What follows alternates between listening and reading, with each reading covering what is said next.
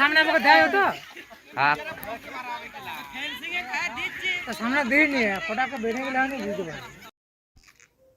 Hello friends, কেমন আছেন সবাই? আশা করি সবাই খুব খুব ভালো আছেন। আমরা কিন্তু ভালো নেই, আমরা যারা বড়জোড়ায় থাকি ভালো নেই। কারণ বলছি, স্কুল থেকে ফেরার পথে আমি আর আমার কলিগ ফিরছি। সাহারজোড়া জঙ্গলের পাশ দিয়ে আমাদের রাস্তা।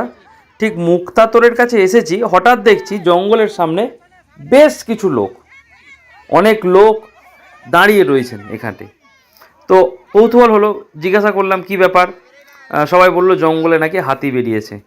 হাতি কিন্তু এখানে একটা বেশ ভয়ের ব্যাপার, ত্রাস। আর মানুষজনের উৎসাহ বেশ দেখতে পেয়েছি, অবশ্যই দেখারই কথা। কারণ এ হাতি তো আর আমাদের সার্কাসের পোষা হাতি নয়, এ হলো জঙ্গলের জংলি হাতি। এই হাতি কিন্তু এখানে বেশ ভয়ঙ্কর একটা ব্যাপার।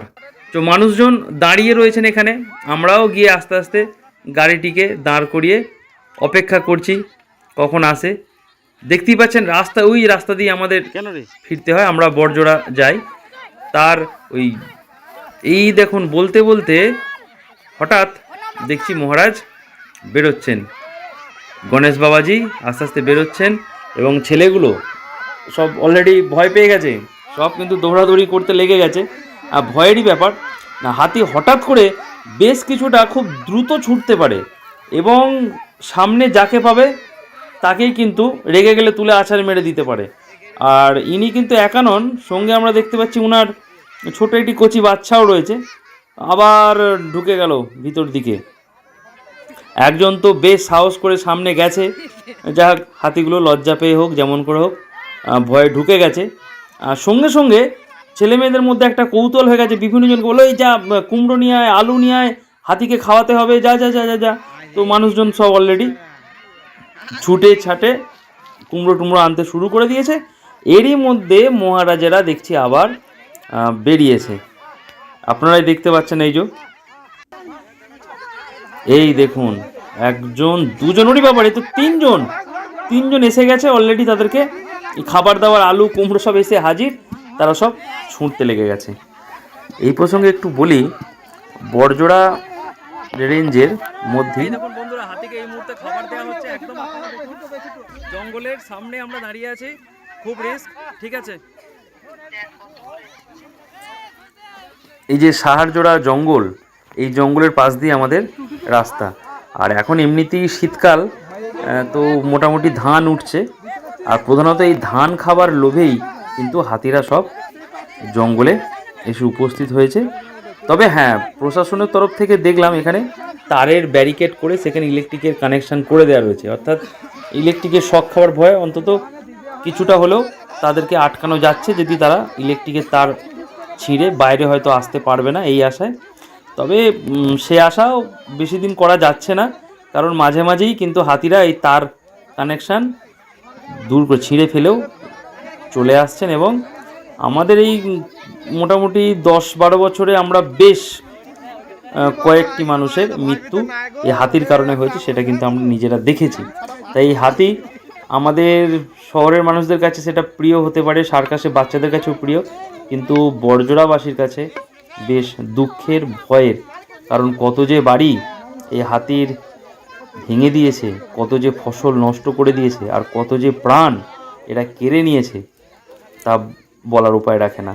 আর আমি যে স্কুলে কাজ করি, সেই স্কুলের কতবার যে দরজা ভেঙে দিয়ে চলে গেছে, জানালা ভেঙে দিয়ে চলে গেছে। ওই মিড ডে মিলে চাল থাকে না, সেই চাল খাবার লোভে, সে আর বলা যায় না। তবে হ্যাঁ, বন দপ্তর থেকে হাতিকে আবার জঙ্গলের মধ্যে রেখে দেবার আপ্রাণ চেষ্টা। এভাবে না, কোন হাতি দেখলে তিনটে হাতি রয়েছে এখানে, তিনটে হাতি বেরিয়ে গেছে একদম জঙ্গল থেকে। যাক, ঢুকানোর চেষ্টা করছে, দেখা যাক যদি ঢুকে পড়তে পারে। লোকজন তো বেশ ভয়ে আছে, এখানে বেশিক্ষণ রিস্ক নিয়ে থাকা যাবে না। যাক, একদম সামনাসামনি হাতি দেখলাম, কাছ থেকে হাতির ভিডিও করেছি আপনাদেরকে দেখাবো বলে। বড়জোড়ার ত্রাস এবং উৎসাহ সবই বলতে পারেন সাহারজোড়ার জঙ্গল। এই মুহূর্তে যদি আপনারা বড়জোড়া আসেন, সাহারজোড়ার জঙ্গলে কিন্তু একপাল হাতি রয়েছে। ভয়ে ভয়ে চাষিরা অলরেডি ধান কাটতে শুরু করে দিয়েছে। প্রশাসনের তরফ থেকে দিবারাত্র যে হাতি তাড়ানোর জন্য লোকজন ছুটোছুটি করে বেড়াচ্ছেন। রাতের দিকে মশাল টোশাল নিয়ে সব তৈরি, যাতে প্রাণহানি না ঘটে, হাতিদেরকে জঙ্গলে আবার আটকে রাখা যায়। তার আপ্রাণ চেষ্টা প্রশাসনের তরফ থেকে চলছে, জানি না কতটা সফল হবে। আমরাও যখন স্কুল থেকে ফিরি 4:30টার সময় বেশ অন্ধকার অন্ধকার হয়ে আসছে, এখন একটু ভয়ে ভয়েই আসি, কারণ এই জঙ্গলের পাশ দিয়ে আমাদের অনেকটা পথ এসে তারপর দেজুড়ি হয়ে আমরা বড়জোড়ায় ফিরি। তো ঠিক আছে, এখানকার মানুষজনের কথা তো বললাম, ভেবে দেখুন কীভাবে তারা এক একটা রাত পার করছে। আর প্রসঙ্গত বলে রাখি, ওই সন্ধ্যা 5:30 6টার পর এখানের মানুষজন ভয়ে বাইরে বেরোন না, সবাই আতঙ্কে ঘরে চুপটি করে বসে থাকেন এবং আশেপাশে আলো জ্বেলে রাখেন, যাতে আলো জ্বেলে বা আলো দেখে হাতিরা কাছাকাছি না আসে, নাহলে সবই ভগবানের উপর নির্ভর করছে। কত যে প্রাণ গেল, আর কত যে ফসল ক্ষতি হলো, কত যে বাড়ি ভেঙে গেল এই হাতির কারণে, তারই আত্মে নেই। কিন্তু কি করার আছে, নিরীহ প্রাণী, ওরাও থাকবে, মানুষও রয়েছে। এই যে দেখছুন ফরেস্ট দপ্তরের একজন কাজ করা ভাই ওই যে লাঠি নিয়ে আপ্রাণ চেষ্টা করছে হাতিগুলোকে জঙ্গলের দিকে ঢুকিয়ে দেওয়ার। কার কথা কে শোনে, মানুষ তো রীতিমতো ভয়ে আছে। তবে হ্যাঁ, তারের ব্যারিকেডটা রয়েছে বলে এখানে খানিকক্ষণ দাঁড়িয়ে থাকা গেছে। তবে হাতি যখন সামনের দিকে আসে সবাই ছুট মেরে দিচ্ছে।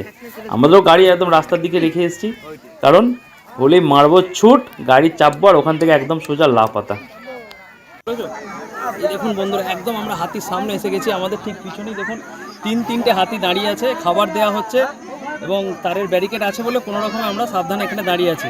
তো বেশিক্ষণ দাঁড়ানো এখানে নিরাপদ না, তাই বন্ধু এখানেই থাক, টাটা।